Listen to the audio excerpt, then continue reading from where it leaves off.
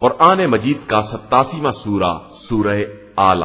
بسم اللہ الرحمن الرحیم، شروع نام سے اللہ کے جو بہت رحم کرنے والا بڑا مہربان ہے۔ سبح اسم ربک الاعلی، اپنے بلند ترین رب کے نام کی تسبیح کرو۔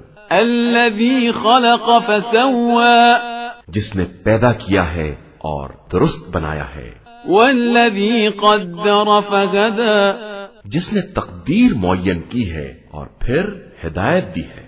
والذی اخرج المرعی، جس نے چارہ بنایا ہے۔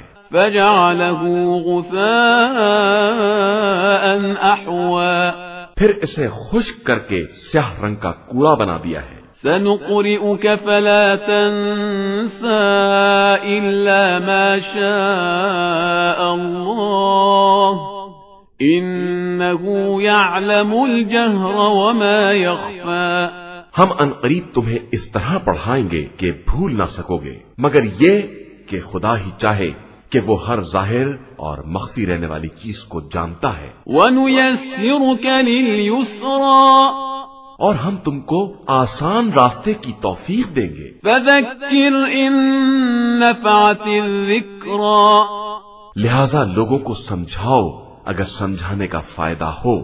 سَيَذَّكَّرُ مَن يَخْشَىٰ، ان قریب خوف خدا رکھنے والا سمجھ جائے گا۔ وَيَتَجَنَّبُهَا الْأَشْقَى، اور بدبخت اس سے کنارہ کشی کرے گا۔ الَّذِي يَصْلَى النَّارَ الْكُبْرَى، جو بہت بڑی آگ میں جلنے والا ہے۔